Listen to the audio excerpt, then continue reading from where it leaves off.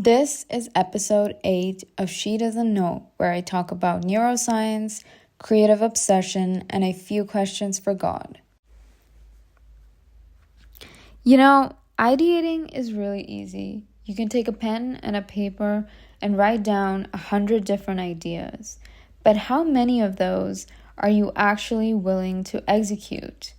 That is what is going to determine the success of your creative projects. Your creative project's success isn't determined by how many likes you get or how many shares you get or who purchases your artwork. It is determined purely by how much effort you're putting in, time, dedication to actually finishing the project. So here is what I want to talk about today: ideation to execution, and how to finish all your creative projects with full, complete success. And yes, I know that success is subjective, and to a lot of people, success means actually getting the results that you hoped for from your project. But I want to challenge that belief.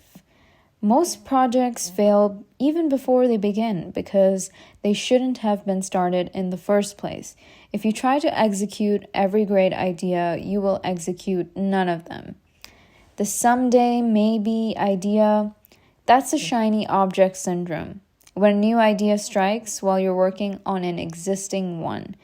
Well, guess what, guys? The grass isn't always greener on the other side, so do not act on it immediately.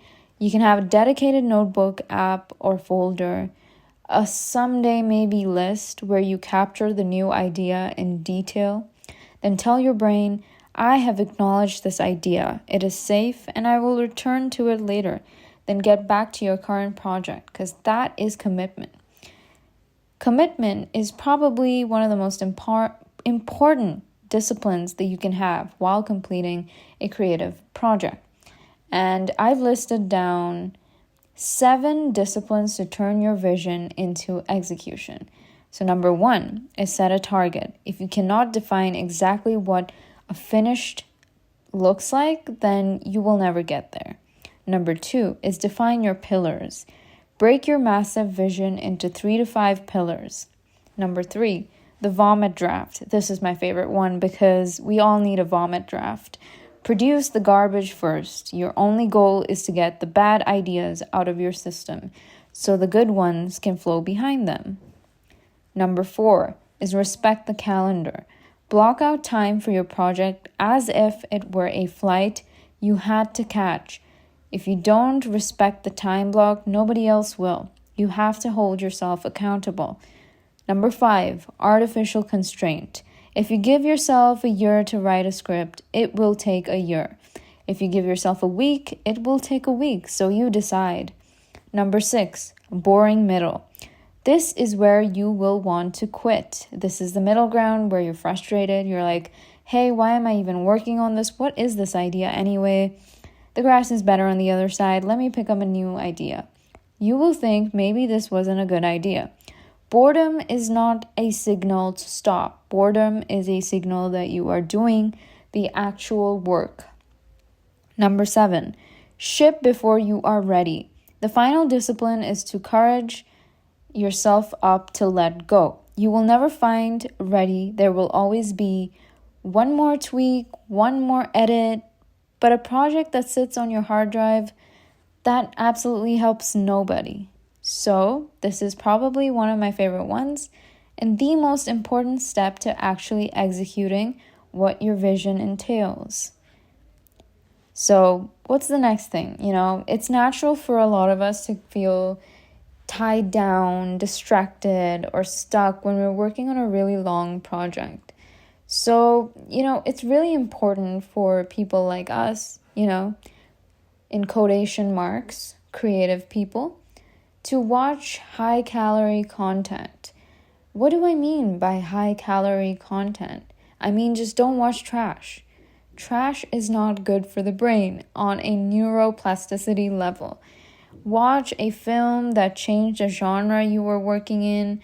Watch a documentary about master craftsmen. Watch a complex video essay on YouTube. Just consume a lot of interesting information. Consume a film for entertainment. You need to drive your brain with inspiration, ideas, knowledge, experience. That's what gets your creative juices flowing, not just looking at your project day in, day out, because you will be stuck, and that is absolutely natural. Sometimes disinterest is actually insecurity. And what do I mean by this? Why would you be insecure? Well, when you feel stuck, it's oftentimes because you subconsciously know that you lack a specific skill to move forward. So what do you do here? Instead of execute the project, make the task, I have to learn X. Spend an hour, watch a tutorial, then read up, do whatever it takes, but learn that skill, hone into it, understand it. And only when you finish that is when you can move forward. It's kind of like a game, right? So you cross one level by completing the tasks, facing the boss. And when you win that level, you get to move on to the next. Life is a challenge and it comes with levels. And so does your creative project. So, look at it as a challenge. Are you going to quit just because you lost level 5 10 times over and over again? Do you quit? No, you keep playing it. You play over and over again until you get to level 11. That's the point. That's why we do work. That's what a creative project is.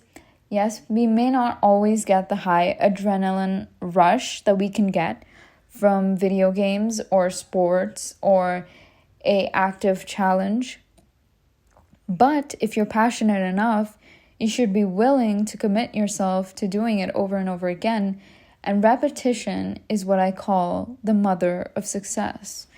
So output does not necessarily equal success. What equals success is output equals progress. So when we put out a great piece of literature or art or film or whatever it is that we do, design maybe, and it gets not the kind of traction that we hoped for, don't look at it as unsuccessful or it's a failure. Oh, I didn't live up to my own expectations. Trust me, it wasn't a failure. It was progress.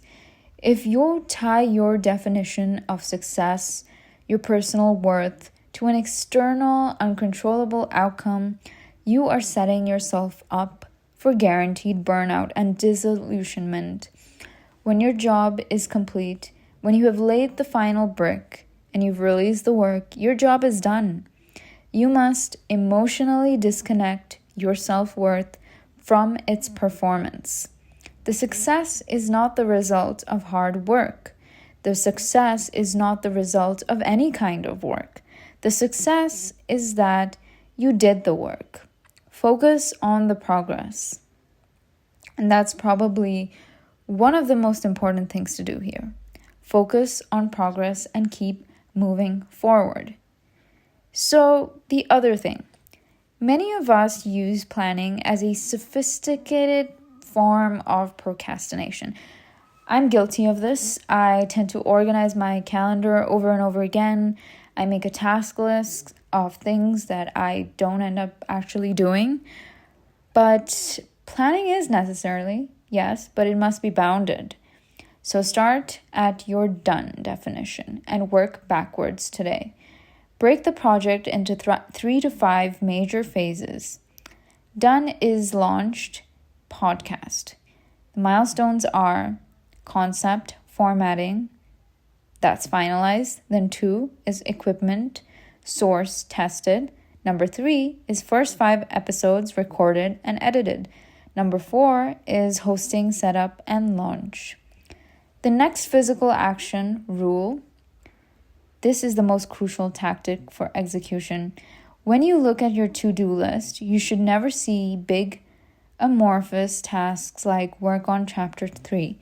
That is way too intimidating and you will lose anyhow. I mean, break the task down until it's absolutely ridiculous.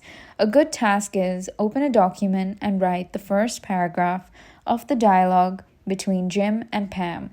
The barrier to entry must be near zero.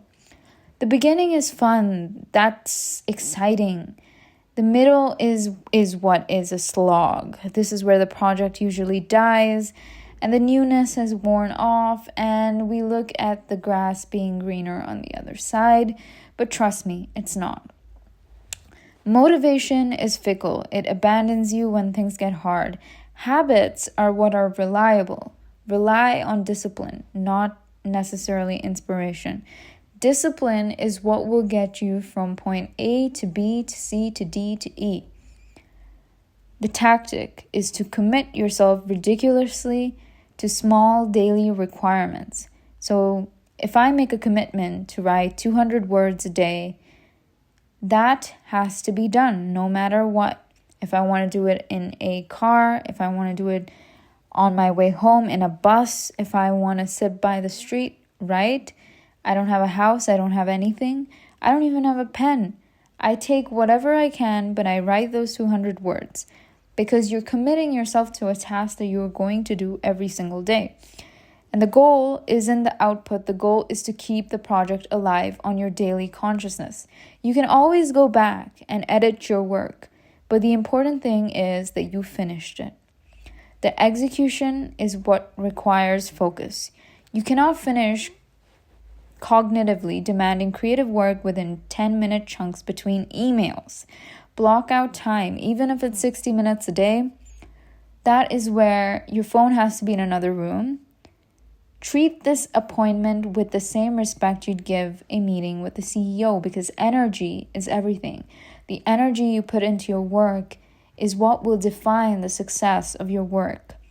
The desire to make something good has to stop you from doing anything else.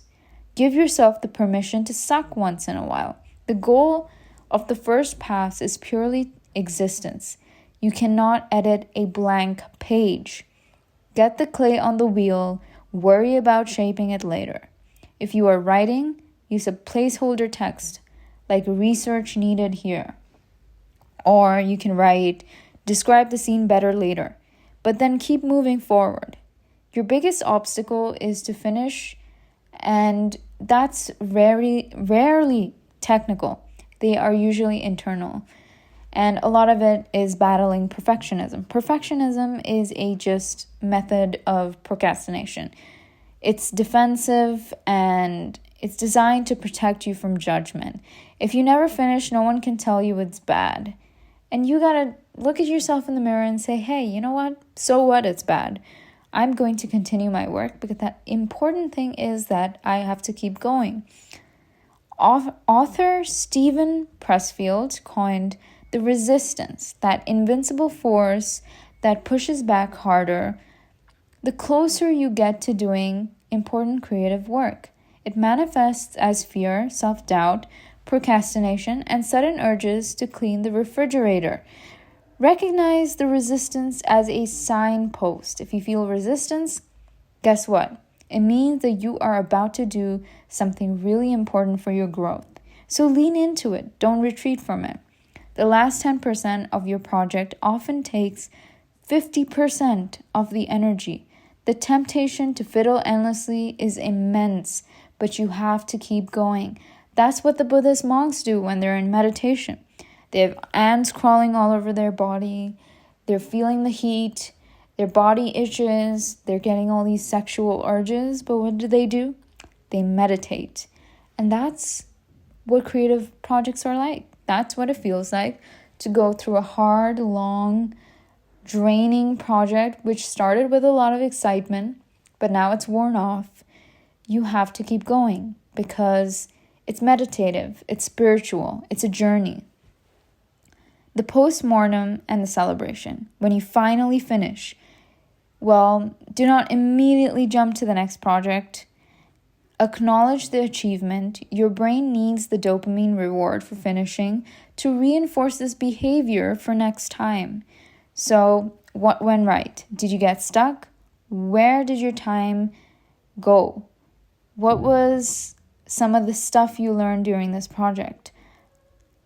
Learning how you work is the only way to get better at execution. So the only way to technically get better at execution is to keep executing. Ultimately, moving from ideation to execution is an identity shift. You must stop seeing yourself as a person with great ideas and start seeing yourself as the person who gets to the finish line. Ideas can be cheap and they're plentiful. A lot of people have great ideas, but execution is rare. Be the person who does the rare thing.